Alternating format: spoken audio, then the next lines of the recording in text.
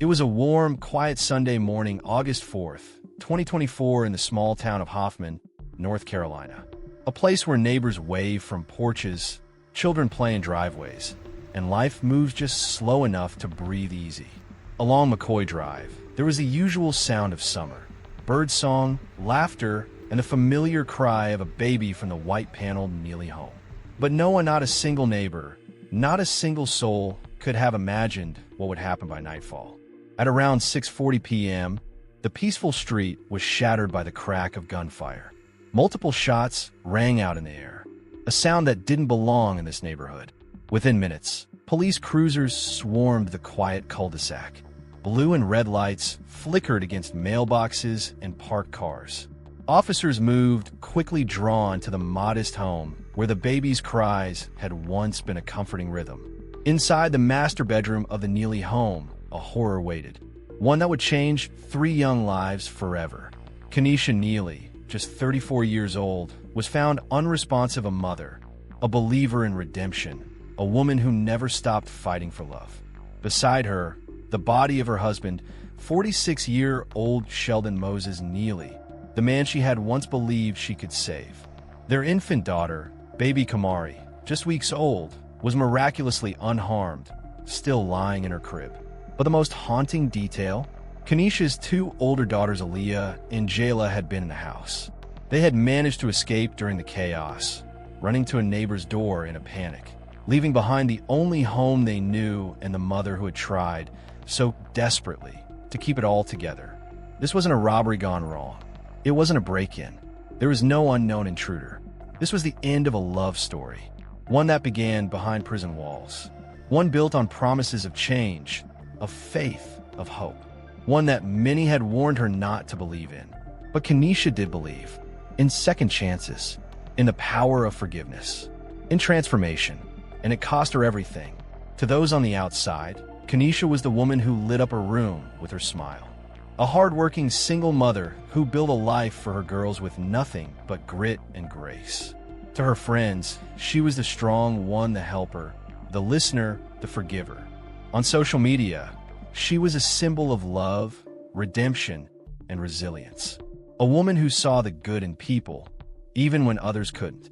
But behind those carefully crafted posts and glowing captions was a reality she rarely shared. A reality of growing fear, broken promises, and control that crept in slowly, almost invisibly.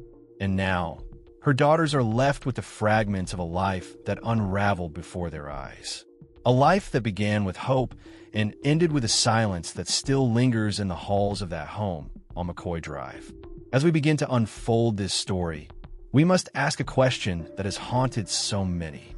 How does a woman like Kenesha, so strong, so smart, so full of life, end up here?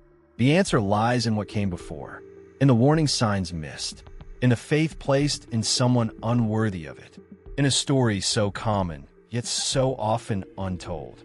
This is not just a tale of tragedy. It is a mirror, a warning, and for some watching, it may be the wake-up call that saved a life.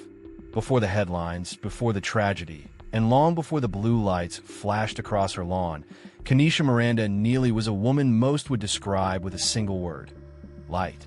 Born March 25, 1986, in the tight-knit Binghamton neighborhood of Memphis, Tennessee, Kenesha was raised in a family where Sunday dinners were sacred and faith was stitched into the fabric of daily life. She was the youngest of several siblings, and from the very beginning, she carried the heart of her household. Family members recall her wide, dimpled smile, her soft voice, and the way she always tried to make peace when others fought. Kenesha didn't grow up with luxury, but she was rich in spirit-driven, warm-hearted, and endlessly giving. Raised by a mother who taught her to stand tall, even when the world felt heavy, she learned early how to navigate pain without losing compassion. Those close to her often said she had an old soul, someone who could sit quietly with others in their darkest hours and still leave them feeling hopeful. As a young woman, Kenesha became a single mother, not once but twice. Both fathers eventually disappeared from their daughters' lives, leaving her to shoulder the responsibilities alone. But she didn't crumble. She rose. She worked long hours while attending school, determined to create a future where her girls Aaliyah and Jayla would never feel less than anyone else's children. She earned her degree in healthcare administration, and rather than settle for a desk job, she chased opportunity where few women dared, becoming a licensed bail bondsman in a field dominated by men. It was more than a job. It was a calling. Kenesha believed in second chances long before she ever met Moses. She spent her days helping people who had fallen people the world often forgot, and she did so with fairness and empathy. Clients trusted her. Even police officers respected her. She didn't just post bail. She coached, she counseled, and she followed up. Still, her proudest title was always mom. Despite the long shifts and stress, she never missed a dance recital or school event. Pancake breakfasts on Saturdays, crafting projects on Sundays, she created rituals that made her daughters feel safe, loved, and celebrated. Her Facebook feed was filled with pictures of science fair ribbons, birthday cakes, and handwritten Mother's Day cards. Every moment was sacred. But what made Kenesha so special, what made her so admired, was also what made her vulnerable. She believed in people. She needed to believe in people, even when others warned her, even when her friends saw red flags, even when experience told her to pause. She couldn't stand the thought of giving up on someone who had been broken by life. Her faith, her upbringing, and her personal battles had carved into her a fierce compassion. She often said, "Everyone deserves to be more than their worst mistake." But what happens when that belief is tested by someone who's not just broken, but dangerous? What happens when the one you try to save begins to slowly, silently destroy you? Before Moses, Kenesha Nealy was a woman whose love lifted others from the pit. She gave people the benefit of the doubt, even when it cost her time, sleep, or peace of mind. And that tragically is how her love story began. Not in fireworks, not in fate, but in a Facebook message from a man sitting behind bars. And in the next chapter, we'll uncover how that single message, just a few simple words from a stranger, set in motion a relationship that would lead to the destruction of everything Kenesha had worked so hard to protect. It began with a message. In 2019, Kenesha Nealy received a Facebook request from a man she didn't know personally, Sheldon Moses Neely, 46 years old, serving a sentence for assault with a deadly weapon and illegal firearm possession. His profile showed limited information, but the message was carefully worded, respectful, thoughtful, and most importantly, vulnerable. He thanked her for accepting, told her he admired her strength, her posts about motherhood, and how she carried herself like a woman of purpose. It seemed harmless. After all, she worked in the justice system. She knew men like him. And if anyone could spot a manipulator, it was Kenesha, or so she believed. At first, she treated the exchange as nothing more than friendly. But Moses knew how to build trust. He didn't ask for money. He didn't push.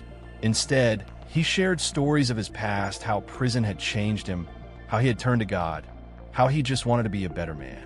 He spoke of his regrets, of being raised in a broken home, of a life that spiraled before he even had a chance to live it. And Kenesha, with her deep-rooted belief in redemption, began to listen. What started as casual messaging grew into something deeper.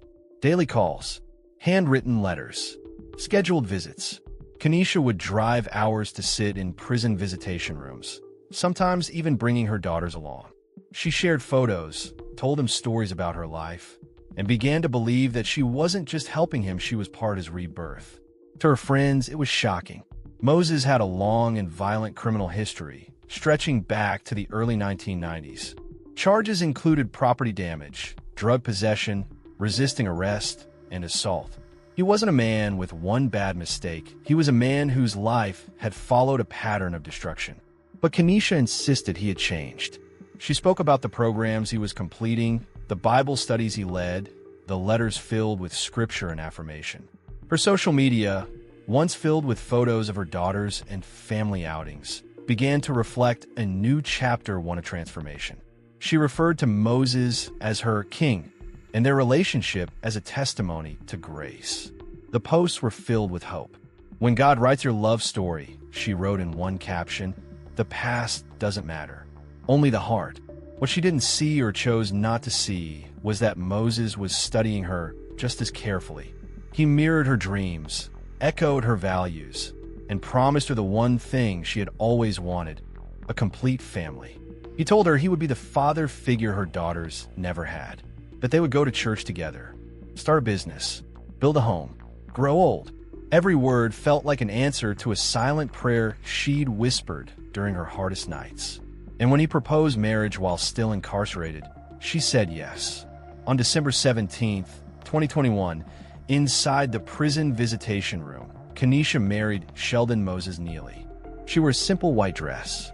Her daughter stood beside her. In the picture she later shared online, the prison background was cropped out. Only the smiles remained. She told the world she had married her soulmate, that their love had been forged in fire, that she had finally found someone who saw her completely. But what she had actually done was give her heart and her home to a man who had learned not how to heal, but how to disguise a threat as a promise. And in that moment, the countdown to August 4th had quietly begun. Love could be blinding, especially when it's wrapped in the language of redemption. To Kenesha's heart, marrying Moses wasn't just an act of devotion, it was a declaration of faith. She believed she was proving something greater, that people could change, that everyone deserved a second chance, and that love could reach even the darkest places. She wasn't naive. She had seen the system up close. She knew what broken men looked like. But this, she told herself, wasn't that. Still, not everyone was convinced. Her family noticed the shift first. Her siblings, especially her older brother, raised their concerns in hushed conversations after family dinners. They brought up Moses's past assault, weapons, repeated offenses, prison time that wasn't just the result of bad luck, but of bad choices. They questioned how anyone could promise transformation when they hadn't yet faced life outside the cell. They reminded her that rehabilitation isn't proven by pretty words, it's tested in freedom. Kenesha listened, but she didn't really hear them. She believed they were being judgmental, harsh, even jealous of her happiness. She defended Moses with fervor, arguing that people shouldn't be defined by their worst moments. And more than that, she saw herself as part of his recovery. She wasn't just his wife, she was his reason to change. When a close friend in law enforcement offered to run a deeper background check, Kenesha refused. "I already know his past," she said. "What matters is his future." But the cracks were there. There were stories from other women, rumors of old restraining orders, patterns of jealousy, control, violence that escalated with rejection. Kenesha brushed them off as bitter exes or exaggerated claims. "People don't want to see us win," she'd say with a calm smile. "They don't understand him like I do." As her connection with Moses grew, her circle began to shrink. She stopped attending regular family functions. Calls went unanswered. Conversations grew tense. Her daughter's grandparents began noticing the subtle shift in Kenesha's tone, more defensive, less present. Friends who had once confided in her began to feel distant, pushed to the outer edges of her world. She wasn't the same. She was still smiling, still posting photos with encouraging captions, but there was a tiredness behind her eyes that didn't make it into the frame. One of her cousins, a nurse, later admitted that she had begun tracking Kenesha's Facebook updates with growing unease. It was like she was trying too hard to prove something, she recalled. Every post was a performance, like she was talking herself into a dream that didn't quite fit. Even her daughters noticed small changes. Moses had a way of correcting their mother in front of them. "Don't talk back. That's not what happened. Keep your voice down."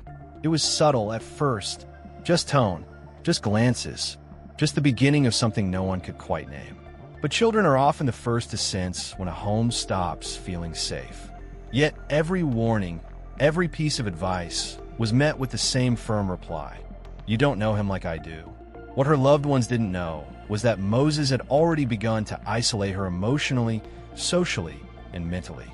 He praised her for cutting off people who didn't support their love. He told her that only he understood her struggle, that other people wanted to see her fail. Slowly, silently, Kenesha began building walls around her life. Walls that kept the critics out, but also trapped her inside.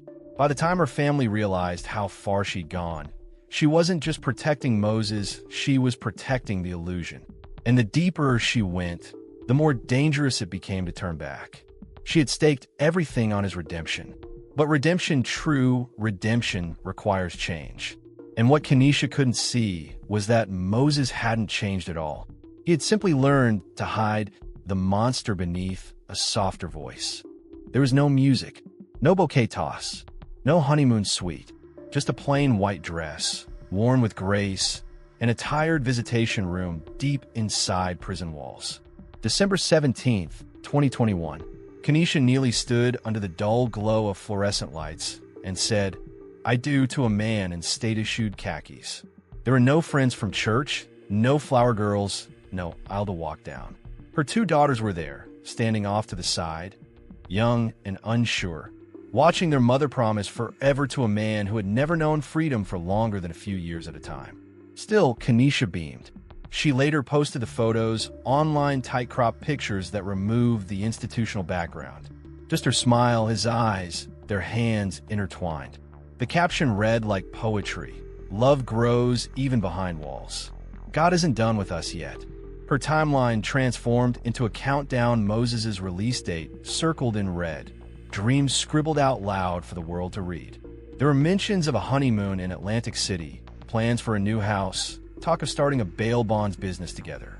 Kenesha believed they'd become a power couple, a living testimony that love and faith could rewrite even the darkest chapters. What she didn't share publicly was how much of her life she was reshaping to prepare for this new beginning. She invested in furniture, redecorated rooms, started clearing debts, and preparing to leave her Memphis life behind. For months, she poured every ounce of energy into making sure Moses would have a home, a wife, and a fresh start the moment he stepped through the gate. Her social circle was almost entirely digital now. Friends back home saw her less and less. Her brother tried calling, but she rarely answered. When she did, conversations were short, strained. If the topic veered toward Moses, she'd grow quiet or defensive. "People don't get it," she'd say. "They think I'm crazy. But I know what I'm building." She was building something, yes, but she was also losing something. Slowly, quietly, the foundation of her world had shifted, and everything began to orbit around a man she hadn't truly lived with, hadn't truly known beyond the letters, phone calls, and polished promises of a man in lockdown. By the time Moses was finally released in September 2022, Kenesha had done more than prepare. She had already convinced herself she'd won. Their first days together were carefully curated. Family photos at the beach, hand-in-hand at church, candlelit dinners she cooked with care. Her post spoke of answered prayers and new beginnings. To the world, it looked like a love story fulfilled. But there was a detail that went unnoticed. Moses rarely smiled in those photos. He seemed stiff, awkward, his body language restrained.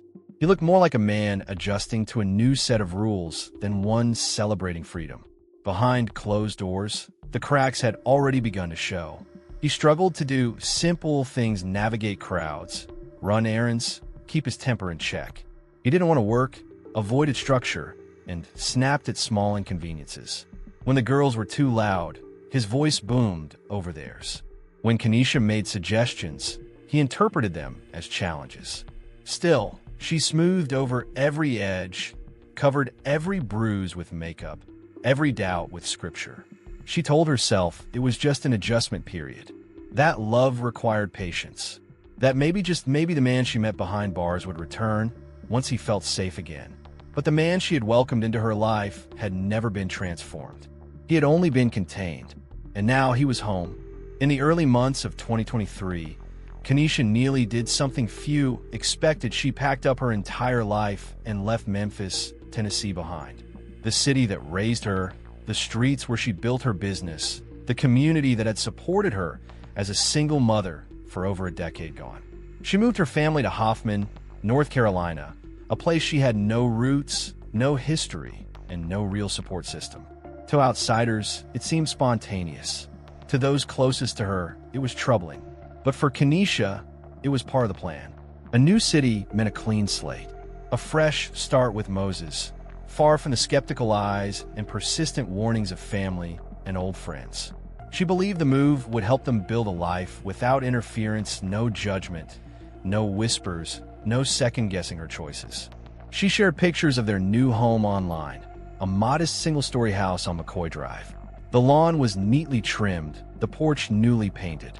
Inside, she posted snapshots of freshly decorated rooms, a cozy kitchen, and smiling children. Her captions were filled with optimism.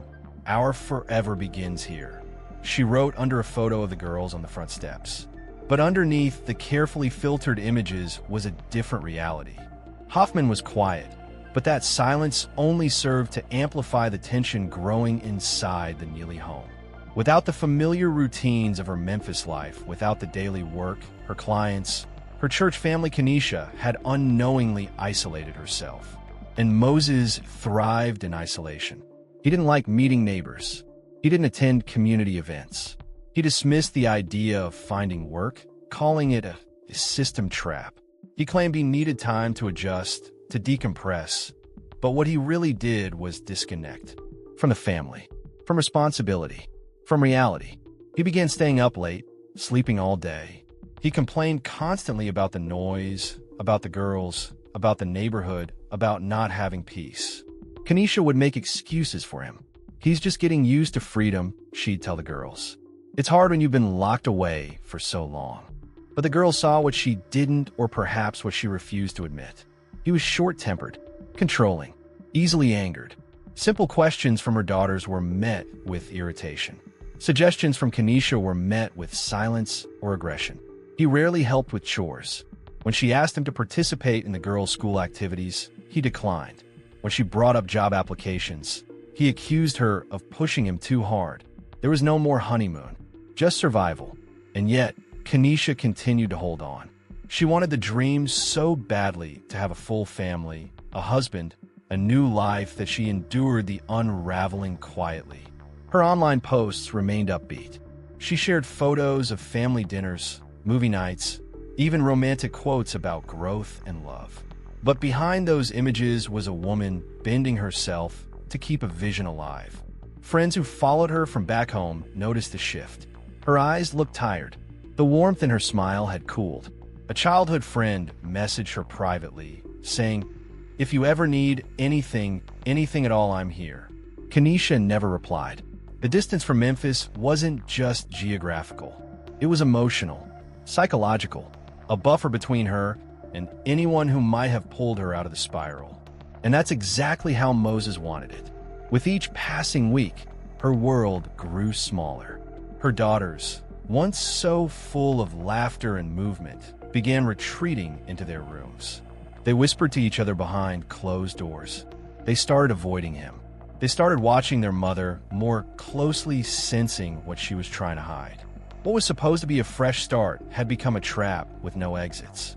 And Kenesha, once a woman who walked with unshakable confidence, now found herself waking each day in a home where love had turned into compliance, and hope was replaced by managing the storm.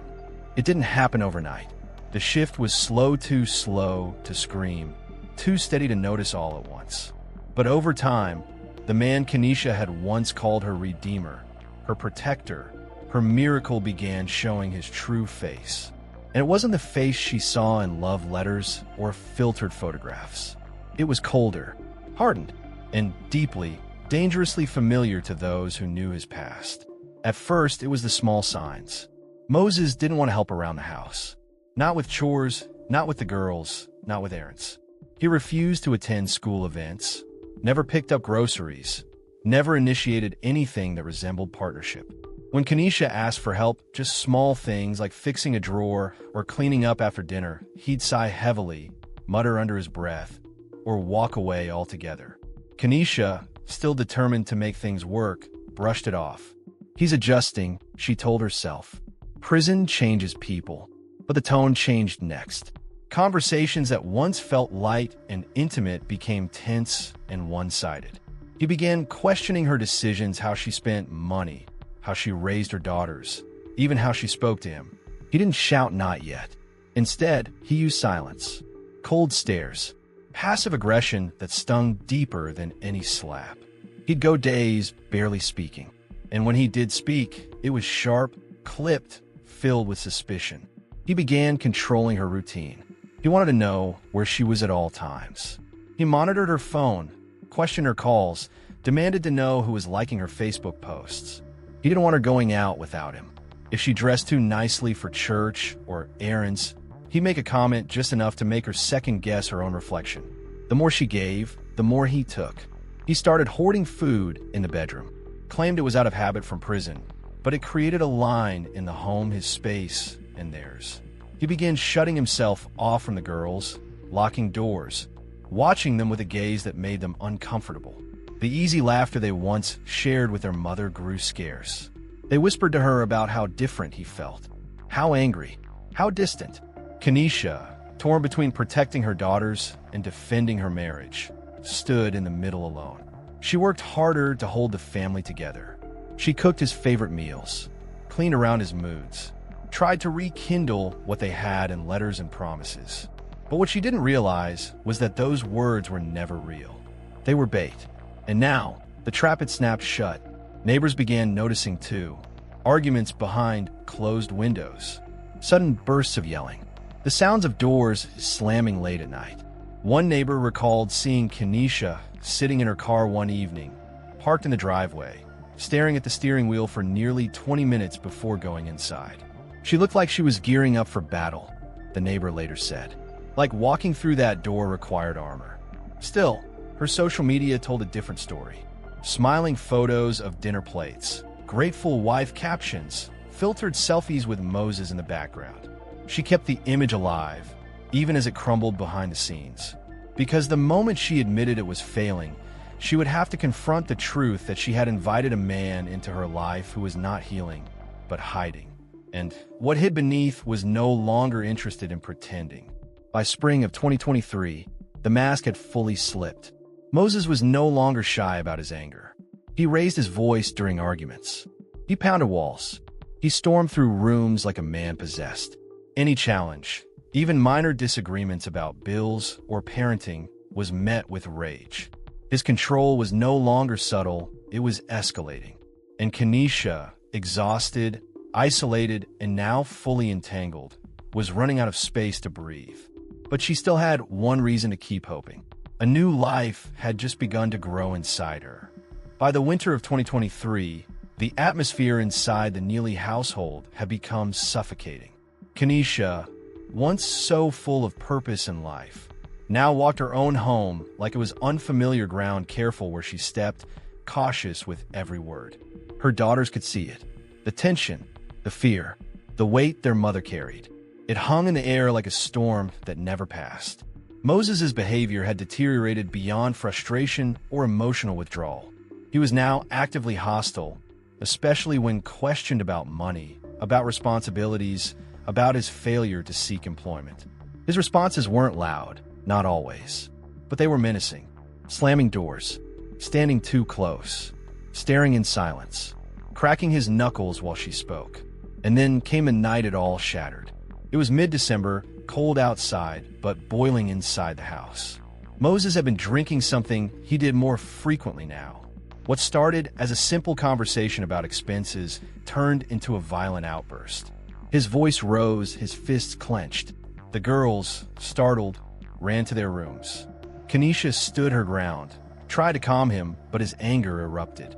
He grabbed her, shoved her against the wall, screamed words that cut like knives. And then he wrapped his hands around her neck, choking her in the bedroom while her daughters screamed from behind the door. The moment turned frantic, terrifying.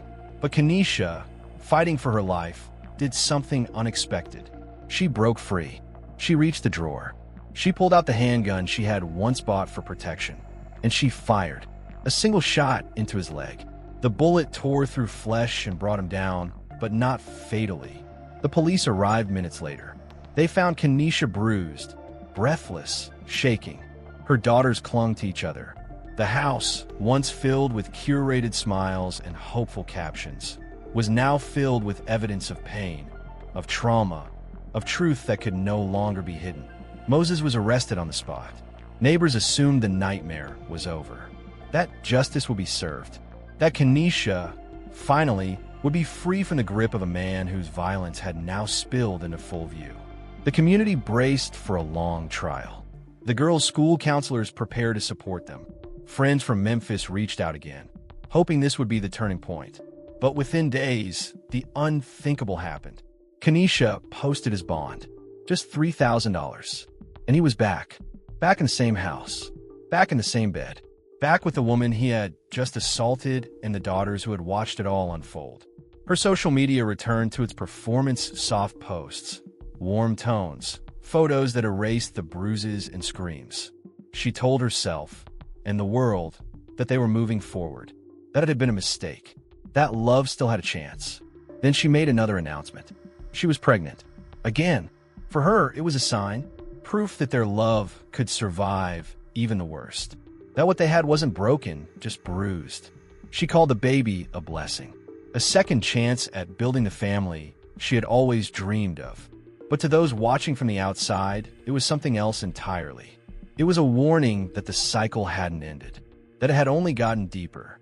That Kenesha, still clinging to the hope she had built her life around, was willing to risk everything, including her daughter's safety, for a man who had already shown her exactly who he was. Moses, meanwhile, showed no change. He missed appointments. He showed no excitement about the pregnancy. He offered no apology, no public acknowledgement of what he had done. And the silence spoke louder than any confession. In that silence, a storm gathered again, a storm that had only been postponed, not prevented. By early spring of 2024, Kenesha's pregnancy was progressing, though not without complications. After the traumatic assault in December and the emotional turbulence that followed, her body and mind were stretched thin. Yet, she held on to the belief that this baby would bring healing, that this child would finally pull Moses into fatherhood, into responsibility, into the love she had long been begging for. But the cracks in that hope widened quickly. Moses remained detached. He missed prenatal appointments, shrugged off discussions about baby names, and rarely showed interest in preparing the home for their daughter. His focus stayed fixed on himself, his discomfort, his frustrations, his resentment at the world for not bending to his will after prison. Still, Kenesha pressed on. She decorated a nursery in soft pinks and gold, ordered tiny clothes, bottles, baby books. She documented the journey on social media, as if things were finally falling into place. "Kamari will complete our circle," she wrote in one post, under a picture of a onesie that read, "Daddy's Girl." But behind those glowing words, she was carrying the weight alone. On June 23, 2024, baby Kamari was born prematurely at just 30 weeks. She was tiny, fragile, and required immediate placement in the neonatal intensive care unit, NICU. Kenesha was devastated but stayed strong. Day and night, she camped out in the hospital, watching over her newborn, whispering lullabies through plexiglass, celebrating every ounce gained and every breath taken without a machine. Moses visited once, only once. He grumbled about the strict visitation rules, the hospital hours, the noise. He didn't ask questions. He didn't sit beside the incubator. He didn't post a single picture of his daughter or share in the joy or fear of her arrival. And Kenesha noticed. But rather than confront him, she internalized it just like she had internalized everything else. She told herself he was overwhelmed, that he just didn't know how to express love, that once Kamari came home, he'd change. He had to. When Kamari was finally discharged in late July, Kenesha returned home with a renewed sense of purpose. She transformed their house into a gentle, warm space for her baby. Bottles lined the counters. A rocking chair sat by the window. Baby monitors buzzed softly through the night. And Moses? He stayed distant. He complained about the crying, the mess, the lack of sleep. He slammed doors when Kamari woke at night. He blasted music to drown out her whimpers. He refused to hold her, feed her, or help with even the most basic care. His mood swings grew worse. Shorter fuse, colder looks. He paced the house like a caged animal, muttering under his breath, snapping at the older girls, glaring at Kenesha as if her exhaustion were an offense. The tension became unbearable. The girls began spending more time in their rooms, whispering to each other, clinging to the routines their mother tried desperately to protect. But Kamari's presence, her vulnerability, her needs had triggered something deep and dangerous in Moses. He was no longer hiding who he was. He wasn't even trying. And Kenesha, worn down by months of emotional bruising and sleepless nights, was now fighting to keep her home from collapsing entirely. She still believed that peace could be restored, that if she could just hold on, just keep the routine, just keep loving him, things would turn. But the atmosphere in the home was no longer heavy. It was volatile. Neighbors began reporting frequent shouting, loud bangs, arguments that didn't fade like before. The baby's cries cut through the silence, followed by Moses's voice rising, echoing through the walls. It was only a matter of time before the tension found a flashpoint. On August 4th, just days after Kamari came home, it did. It was a Sunday, August 4th, 2024. The kind of late summer morning that normally brought stillness to McCoy Drive in Hoffman, North Carolina. Lawns had been freshly mowed the day before. Children's bicycles rested on porches. A gentle breeze stirred the curtains and open windows. And inside the Neely home, life began like it always did, tired but routine. Kenesha was awake early, feeding baby Kamari, who had just returned home from the hospital less than 2 weeks before. Her older daughters, Aaliyah and Jayla, shuffled through their morning chores quietly, respectfully, carefully. Every sound in that house was measured now, every movement cautious, because they had all learned how quickly the air could turn. Moses was already tense that morning, agitated. He had spent the previous day coming and going, restless and short-tempered. He didn't speak much, didn't hold Kamari, didn't smile. His presence filled the house like a dark shadow. Even the baby's cries seemed to make him flinch with annoyance. The girls noticed it. Kenesha felt it.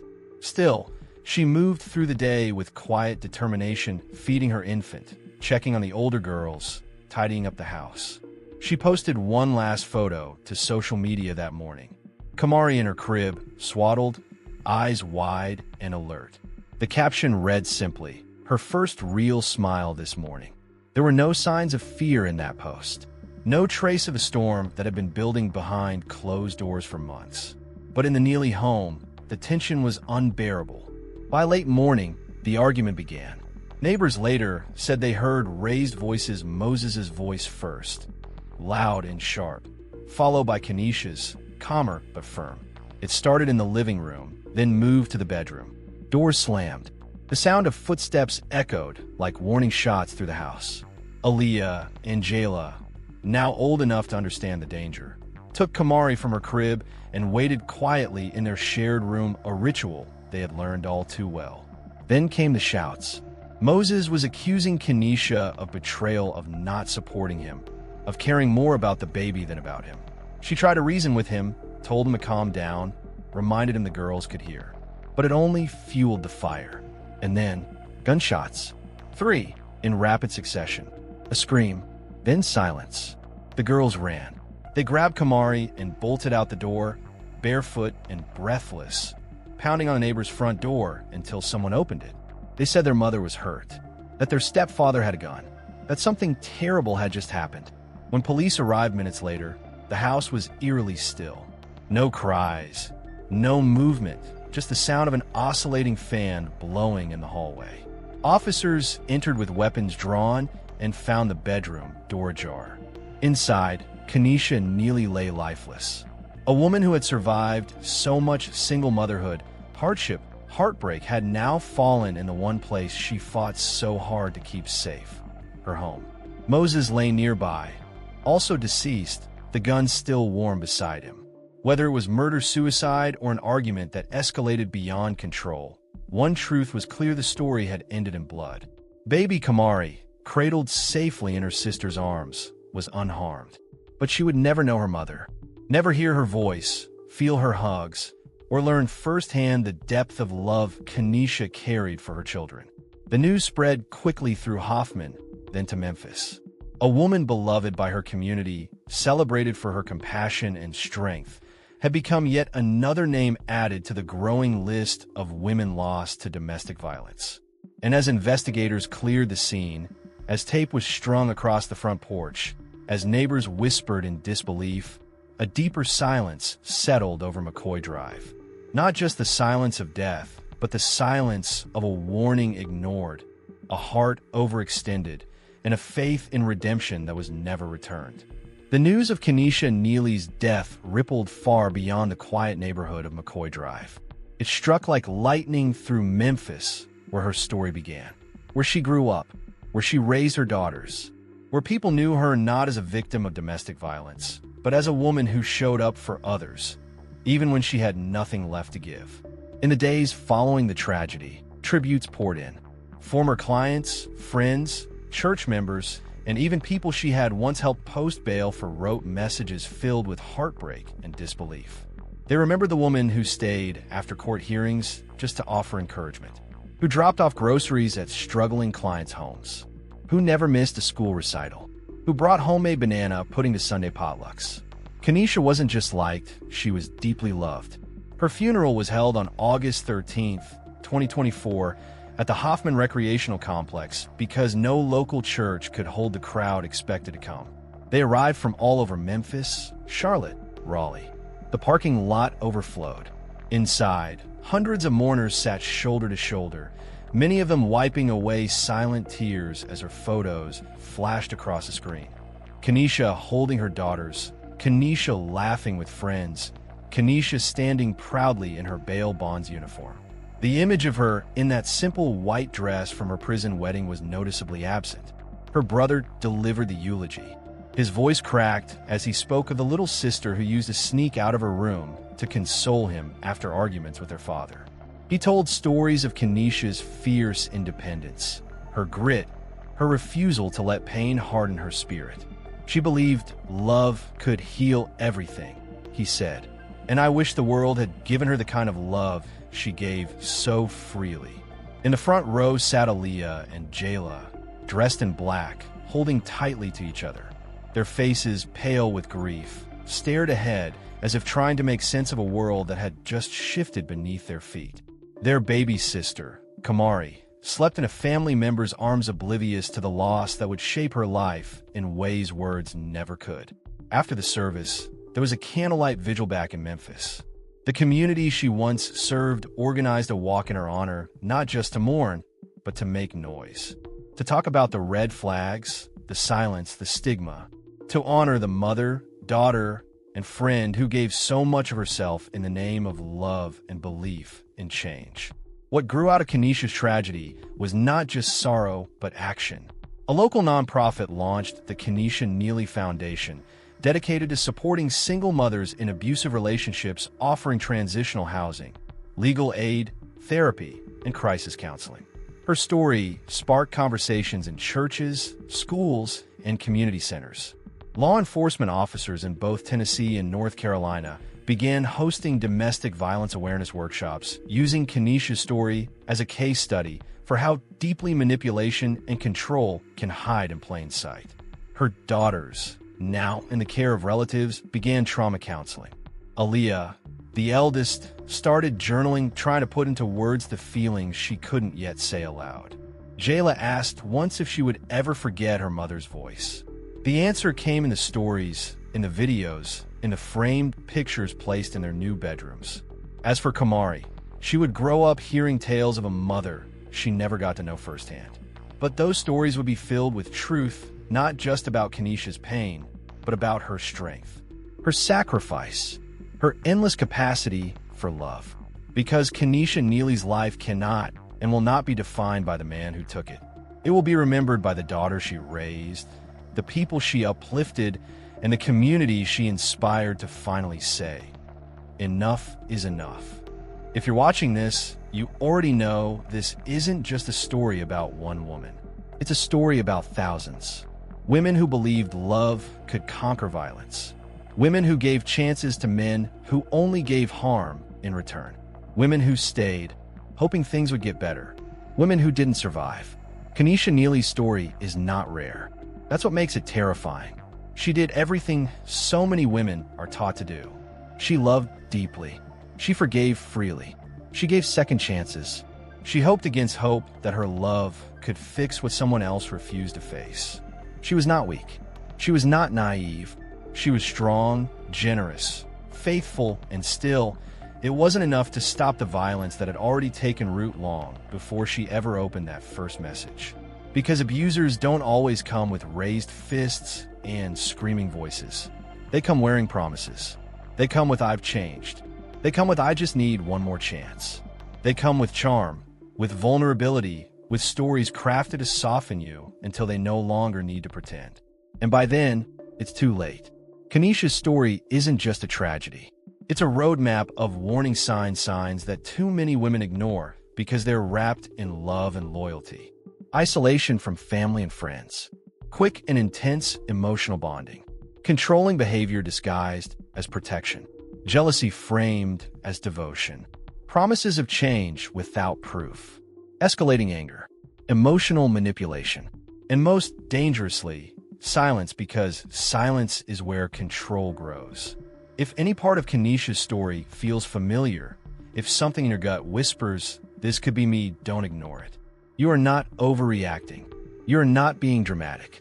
You are not alone. Every year in the United States, over 10 million people, mostly women, experience physical abuse from an intimate partner. And far too often, it ends just like this. But it doesn't have to. You don't need to wait for it to get worse. You don't need to wait for a bruised arm or a broken door. Emotional abuse is real. Coercive control is real. Silence is deadly. Your safety is not selfish. Leaving is not failure. Protecting yourself and your children is not weakness. It is the highest form of courage. If you or someone you love is in a relationship that feels dangerous, confusing, or just off, please reach out. There are people ready to listen, to help, to act. Resources are listed in the video description. Use them. Share them, talk about them. Let Kenesha's story do what she always hoped her life would do. Help someone else. To every woman watching this, you are worthy of peace. You are worthy of respect. You are worthy of a love that doesn't hurt, doesn't manipulate, doesn't make you feel small. May we remember Kenesha not as a victim, but as a mother, a fighter, and a woman who loved until the very end. And may her story be the wake-up call that saves another woman's life, maybe even yours.